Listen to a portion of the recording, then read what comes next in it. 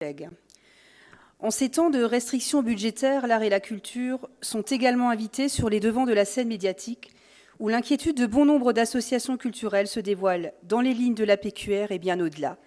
Ainsi, ce matin même, alors que débutait notre séance plénière, une manifestation qui exprime la crainte du monde culturel de voir les subventions allouées diminuer au point de mettre en péril leurs actions futures avait lieu ici même, devant le siège de la région. Vous nous avez annoncé lors de vos propos liminaires vouloir mettre en place de nouvelles orientations budgétaires, vouloir pratiquer les budgets sur une base différente, sans aucune perte financière pour quiconque, tout en fluidifiant la relation avec les acteurs culturels. Nous saurons vous rappeler vos propos d'ici quelques mois, quand viendra le temps du bilan de cette nouvelle répartition des crédits alloués.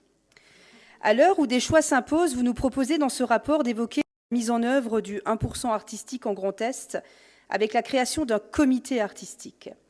Porté par la Commission Finances, ce rapport n'a pas été présenté en Commission Culture pour avis, à la grande surprise de ses membres, alors que la culture est au centre du dispositif proposé et développé.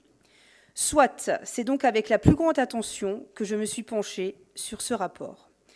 Si le 1% artistique ne nous est pas étranger dans notre vaste région, puisqu'elle compte un peu plus d'une centaine de commandes passées dans ce cadre précis, la mise en place d'un comité artistique est une nouveauté. Mieux vaut tard que jamais, me direz-vous, pour adopter de bonnes pratiques en matière de commandes publiques artistiques, même si l'on peut noter l'absence de sanctions en cas de non-respect de ce dispositif. En matière de composition du dit comité, je constate qu'une part belle est donnée à la ville de Reims, avec la présence de M. Soupragna Eric, alias l'artiste peintre Das Panda, et Mme Griffet-Marie, directrice de la FRAC Champagne-Ardenne. Cette dernière, qui en 2020 mettait en parallèle de manière moqueuse dans une interview au magazine Slash la diversité qui enrichit et le programme de ce qu'elle nomme l'extrême droite aux élections municipales, qui proposait la création d'une FRAF. Un énième exemple, en passant, du militantisme politique omniprésent et insupportable au sein de certaines infrastructures culturelles qui peut poser question en matière de libre accès à la commande et d'égalité de traitement des candidats. La composition laisse ensuite la place à la question de la rémunération, celle à la fois des membres du comité, mais également celle des artistes. Concernant les membres du comité, une indemnité forfaitaire de 350 € est précisée.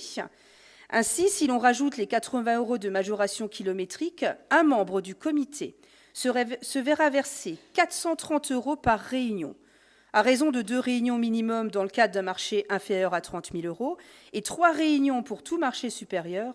Le comité coûtera entre 8 600 et 12 900 € qui seront retenus sur le 1% artistique, certes, mais le jeton de présence à 430 € par personne par réunion est non négligeable.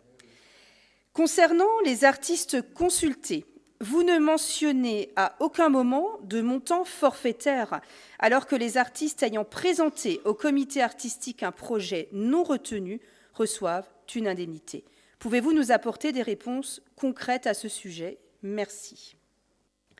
Si au-delà de la volonté de l'État d'enrichir le patrimoine national et le cadre de vie par la présence d'œuvres d'art accessibles à tous, le 1% artistique permet à des artistes de réaliser des projets de grande ampleur, notre région a tout intérêt à porter une grande attention aux projets proposés et retenus afin d'éviter toute dérive artistique qui pourrait mettre en péril notre patrimoine bâti dans un premier temps, mais aussi notre liberté d'interprétation.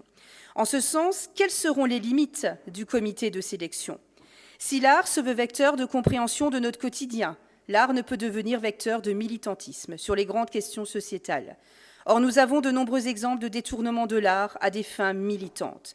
Ici même, au sein de notre instance, combien d'œuvres, de spectacles subventionnés vont au-delà de leur vocation? À maintes reprises, Monsieur Rotner, j'ai cherché le logo de LFI sous vos affiches, tant nous subventionnons à tour de bras des associations immigrationnistes noyées dans une masse de projets quelconques, la Ligue de l'enseignement en premier lieu. L'art ne peut devenir un moyen détourné de nous faire accepter de nouveaux modèles sociétaux. Aussi, je m'inquiétais d'une possible déconstruction à la Sandrine Rousseau vous concernant lors de notre dernière séance permanente. Si commenter l'art reste subjectif, nous alertons sur les limites et la ligne rouge à ne pas franchir. Il n'est pas de notre rôle de subventionner des œuvres empreintes de messages politiques quels qu'ils soient. Sans vouloir tomber dans la caricature, une œuvre d'art peut devenir un problème quand elle est utilisée pour laver le cerveau de ceux qui réceptionnent son message.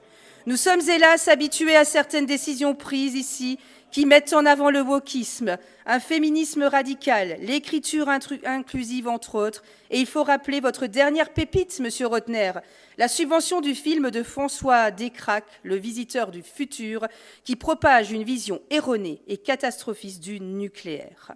Merci.